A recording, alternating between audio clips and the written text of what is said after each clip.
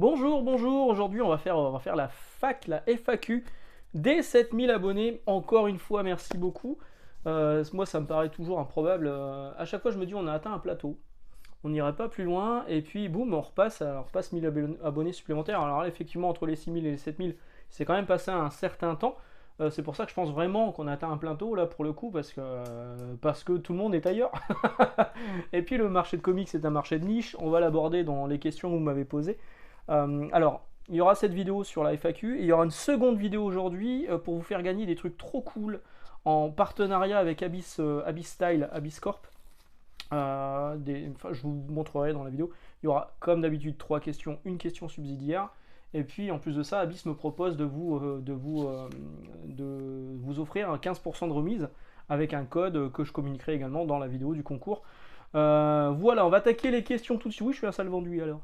Donc on va attaquer les questions tout de suite par Gabin Fort. Gabin Fort, Gabin. Je le dis comment il s'appelle le mec de Green Lantern. Je sais plus. Bref. Donc Gabin Fort me dit, est-ce que je joue à Mario Kart? Bah ouais. Est-ce que je suis hypé? Ouais, carrément. Bah je joue tout le temps à Mario Kart en fait. Je me suis jamais arrêté de jouer à Mario Kart. Enfin, je jouais pas sur la version Super Nintendo, je jouais pas sur la version N64, j'ai vraiment commencé avec la version Game Boy Advance, parce que j'aimais pas la version Super Nintendo. Moi je voulais un F-02 et quand Mario Kart est arrivé, je me suis dit non, c'est pas ce que je voulais. Et la version N64, bon, ça m'a pas plu plus que ça. Et c'est vraiment la version Game Boy Advance où j'ai essayé de battre mon record, mes chronos. Et c'est ensuite la version GameCube où là vraiment on faisait des soirées tous les mardis. On jouait à Mario Kart entre potes, on se régalait. Depuis, on s'est jamais arrêté. À chaque fois qu'il y avait un Mario Kart, on l'a pris. La version Wii, la version Wii U, la version Switch qui est la même que la version Wii U. Et je suis hypé par les nouvelles courses régulièrement, donc ça c'est cool. Metal Hurlant, un excellent pseudo, me demande qu'est-ce que je pense du DLC Homelander, donc le personnage de The Boys, et le DLC de Omni-Man, personnage de l'Invincible, dans Mortal Kombat. J'aime pas Mortal Kombat. J'ai jamais aimé Mortal Kombat. Pour moi, c'est trop raide. Cette vision américaine du jeu de combat, ça ne me plaît pas du tout. Moi, je suis un joueur de King of Fighter. Là, c'est pareil, il y a Street Fighter 6 qui sort. Je devrais être hypé par Street Fighter 6. Pardon, du coup, ça parle beaucoup de jeux vidéo là pour le début, mais après, on parle comics, hein, je vous rassure. Mais Street Fighter 6, ils en ont fait tellement un jeu de Lascar. La musique, ça me convient pas. Le fait qu'il y a des commentateurs, ça me convient pas. Le système de gameplay qui a été simplifié au maximum, ça me convient pas. Donc Street Fighter 6, je vais carrément faire l'impasse, normalement, hein. Je suis un peu comme les rubriques de G, je dis un truc une semaine et la semaine d'après je craque. Bon, bref. Donc là, non, Mortal Kombat, même s'il y a des DLC de Omni-Man de Invincible, je ne craquerai pas. Et tu me demandes également si j'ai repris un chat. Non, je n'ai toujours pas repris de chat. Euh, c'est pas l'envie qui m'en manque, hein. Moi, j'ai envie de reprendre un chat. Margot est pas vraiment pour. Avec le petit, il est peut-être encore petit. Avoir un petit chaton en plus à gérer à côté, c'est peut-être compliqué. Donc pour l'instant, ce sera pas le cas. Et puis Michel, elle était tellement exceptionnelle que non, pour l'instant non. Voilà. CEDFC, un fidèle de la première heure, me demande quelle série ancienne ou récente mériterait d'être publiée en VF. Un seul choix. Est-ce que je peux tricher un peu et parler plus d'une série, mais d'un univers, à savoir l'univers Wildstorm? J'aimerais que ce soit republié en VF. J'aimerais revoir Wildcats publié chez Urban. J'aimerais Jane 13 revienne évidemment, parce que Jane 13 c'est la quintessence des années 90. Publié chez Urban, soit, mais certainement pas chez Panini, vu que Jane 13 c'était quand même dessiné par J. Scott Campbell. Panini sont choqués par une couverture de Black Widow par J. Scott Campbell, ils la changent. Donc là, un comics en complet dessiné par Campbell, je pense que là, les mecs font un AVC. Donc, oui, j'aimerais bien Jane 13 republié, putain, ça serait tellement cool. D'autant qu'il n'y a pas eu que J. Scott Campbell, il y a quand même du Gary Frank aussi qui a dessiné sur Jane 13 et d'autres artistes. Al Rio. Ouais, j'aimerais beaucoup que Jane 13 revienne un jour.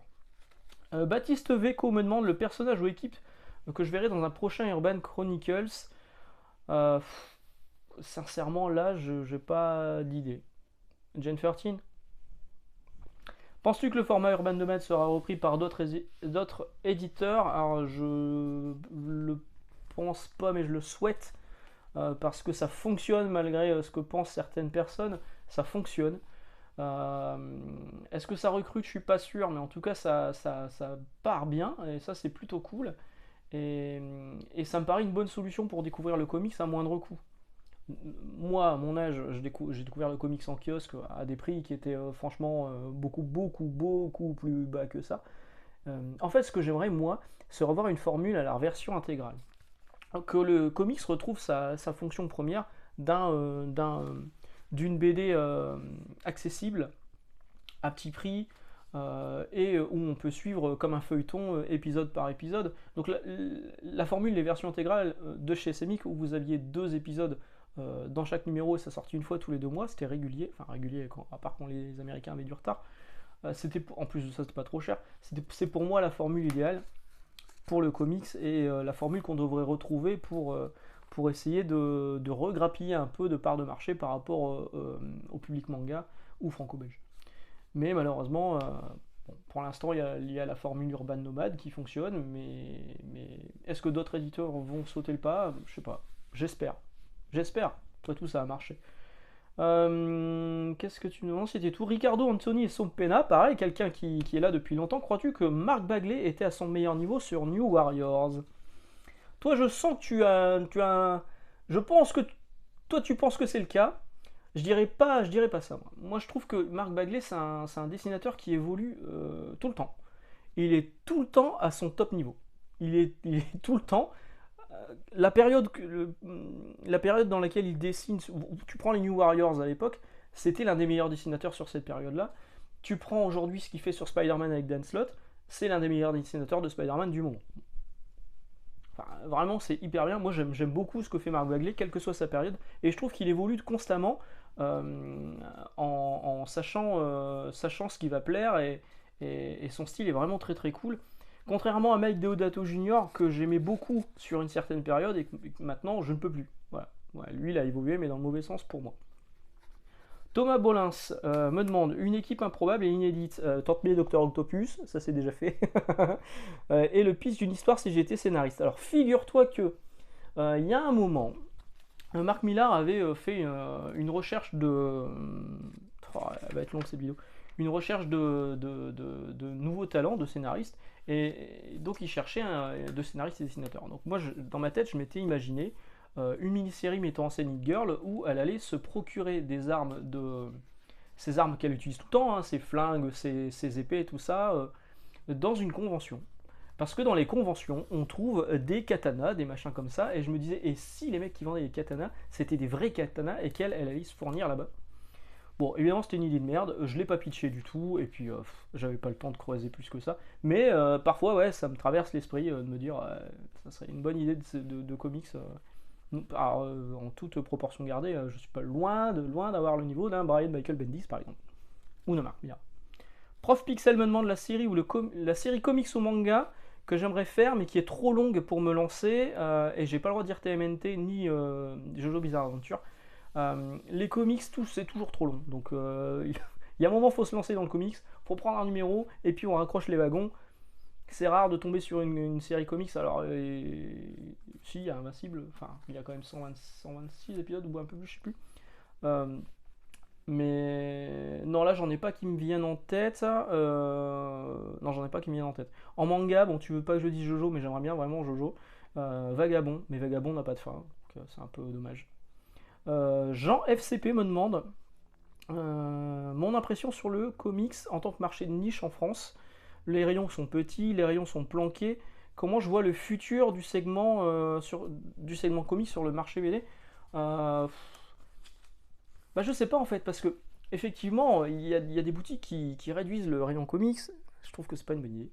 Alors effectivement, faut les mettre linéaires, c'est important, la rentabilité linéaire, tout ça, bref.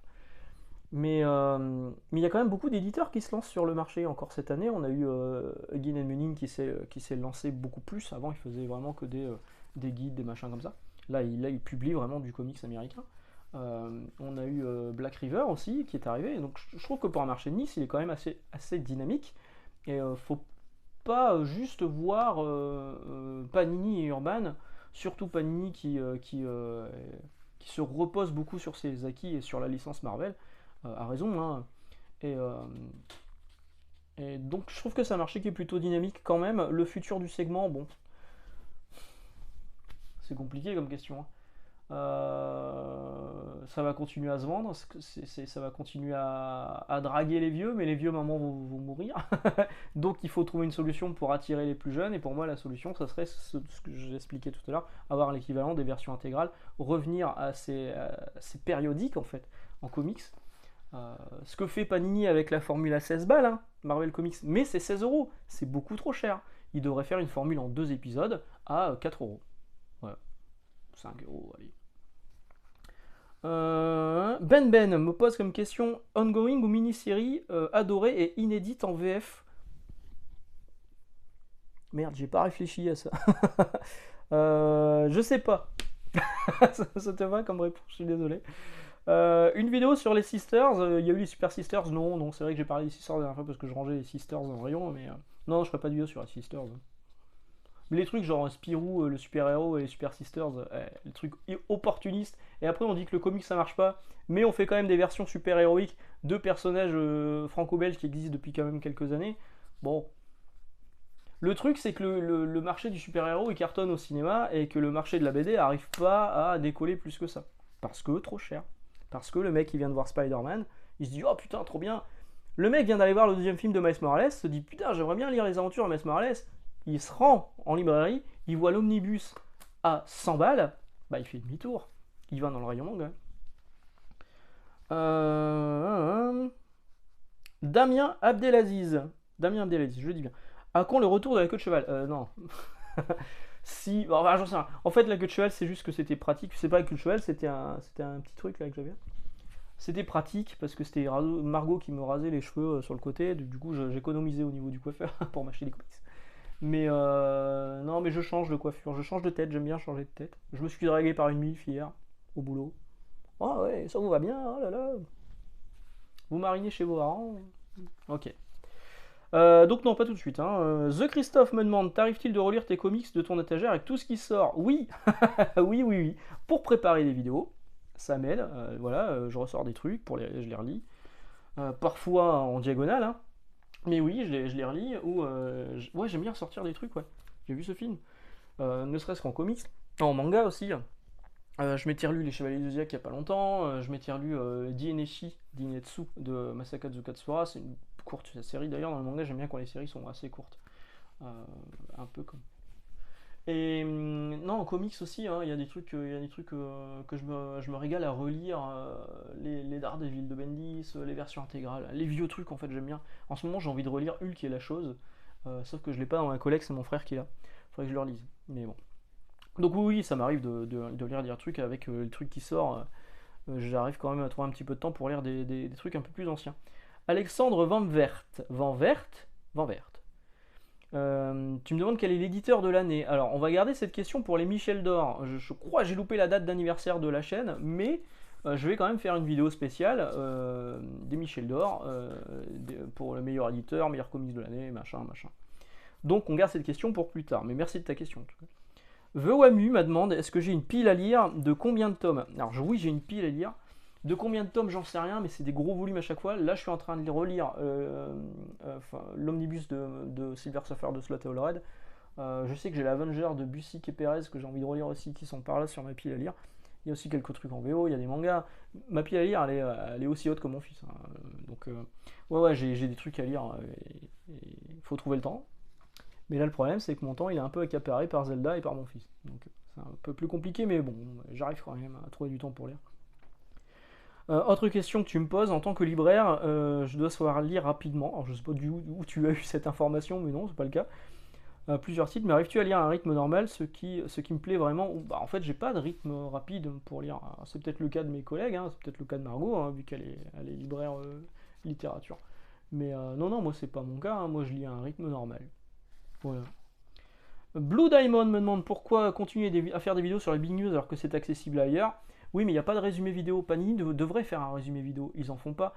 Je pense qu'à la fin de tous leurs trucs, pour retrouver les informations, c'est galère. Donc ils devraient faire une vidéo recap, ressortir. Comment il s'appelle déjà Merde, j'ai oublié son prénom.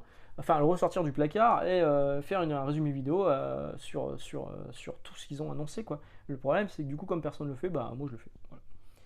Euh, est-ce que je devrais pas faire plus de promos pour des trucs un peu plus underground, même si c'est en VO? Bah, l'un n'empêche pas l'autre en fait. Je parle quand même de trucs un peu plus underground, malgré le fait que je fasse des vidéos sur les Panini Big News. Et les vidéos sur les Panini Big News, clairement, c'est celles qui sont le plus regardées. Alors je cours pas après les vues, mais il y a clairement une envie que j'en parle et que je donne mon avis là-dessus.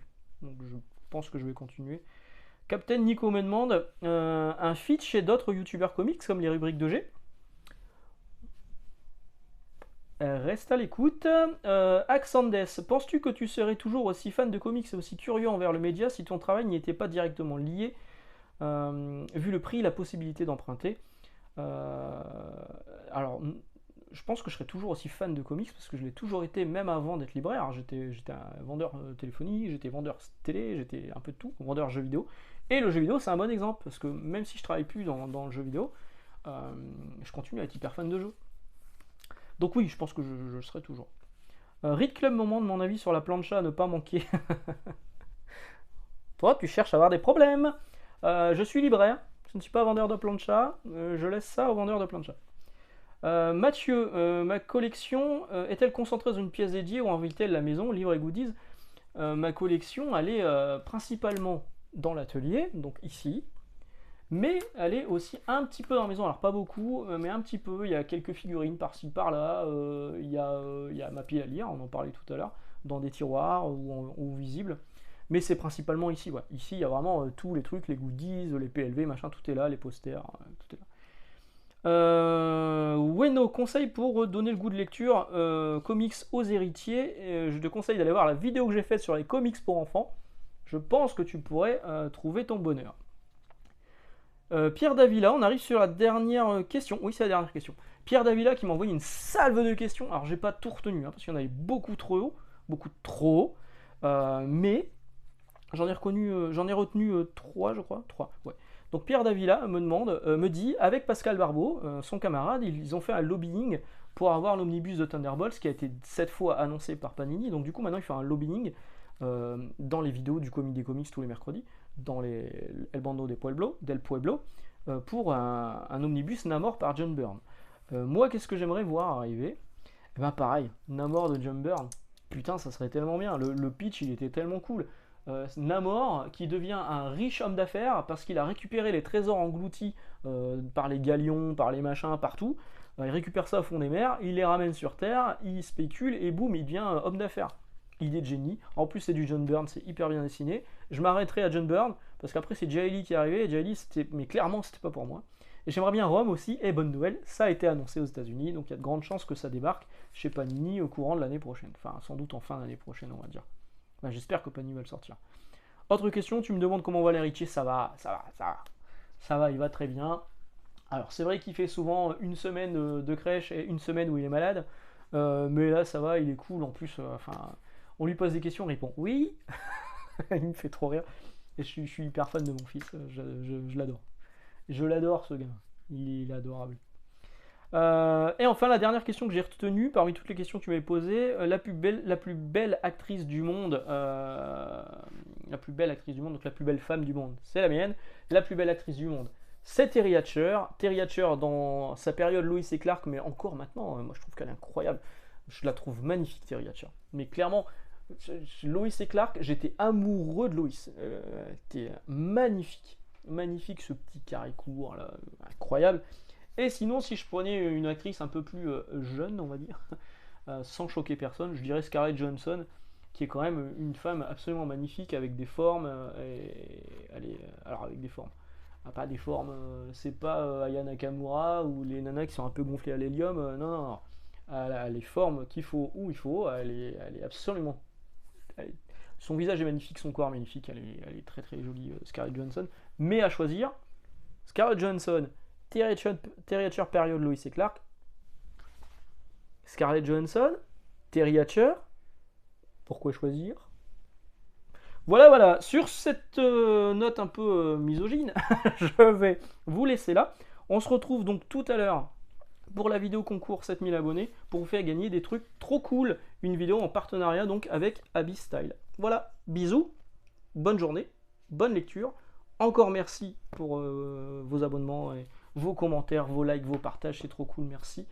Et puis bah, à tout à l'heure, et sinon à mardi pour ceux qui suivent que pour le comics. Ciao!